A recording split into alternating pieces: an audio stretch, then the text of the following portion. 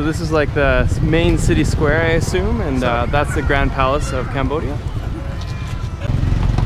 Laura just got cheese ice cream. I am not gonna try it. As well. That's good. Thank you. Strawberry and Yum, yum, yum. Yeah. We are at like a big city center type park for everyone here in Phnom Penh, which is the biggest city in Cambodia. That's the big palace, and just over here is the river. So we're gonna head here.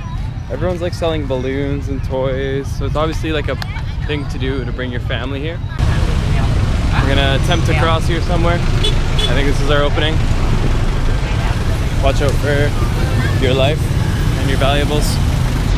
We've been warned multiple times to watch out for valuables because people just snatch them here. I guess Phnom Penh has lots of bag snatchers. It's kind of nice. They actually have all the national flags all lined up here.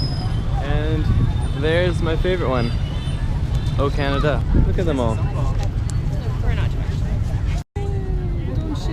Yeah.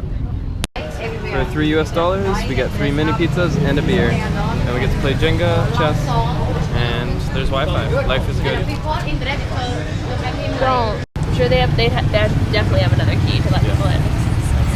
So a really slow start to the day here. It's like 4 p.m. and we've done essentially nothing. I've done a bit of editing. I got a vlog up and edited a couple pictures, but other than that, not a whole lot.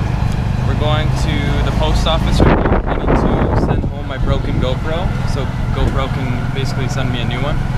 And what else am I doing today? We're going to the market right now. I'm excited about that. Yeah, I don't know what's at the market or how long we'll be there, but I'll check it out. Give her a good look. Last night we were at the bar, and I've never been so terrified for my life. Like, there was this guy wearing, he was like this very pale white guy with like black eyes. I've never been so scared in my life. He literally had black eyes. He had like a white turban, he had a white robe, and like a black suspender like crisscrossing on his chest. He just literally looked like he was like coming straight from the desert in like a Muslim country.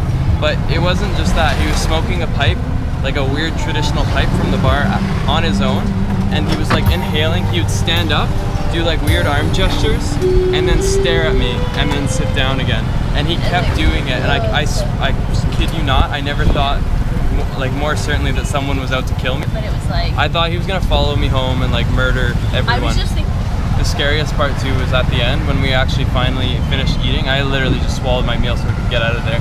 I stood up to get out of there and just like one last glance to see what he was doing, and all of a sudden he's standing and he's facing me and staring me blank in the eyes. I don't know what that guy was on. He was on some serious drugs, but I've never been so scared. And that's how my night ended. I slept, but hardly. I was like terrified going to sleep. I kept thinking the guy was gonna break into my house. We survived, and we're here another day in Cambodia.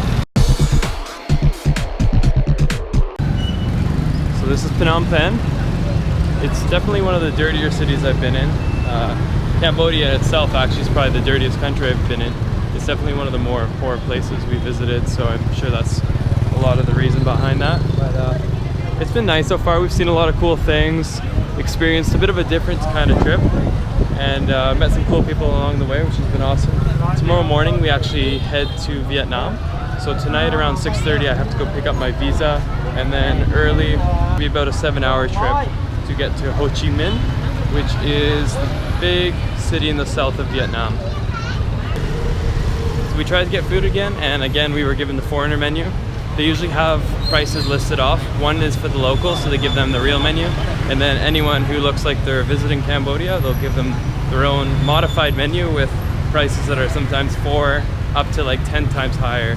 And so when fried rice and chicken is like $4 US here, you know something's up, because that's definitely not the real price. They just inflate it a lot. We're not gonna give in to that. We're gonna keep looking for someone that at least has some, you know, realistic inflation. I think you can count on paying a bit more on some stuff like food, but I hate the feeling of just being ripped off. It's so chaotic. There's like vendors in the streets, garbage in the middle of the streets, carts just pushing everywhere. Like the traffic is at a standstill over there because bikes are using both left and right lane, and so it's like impossible to get around. Laura's looking for a new selfie stick because I stepped on her last one. My bad. What's your best?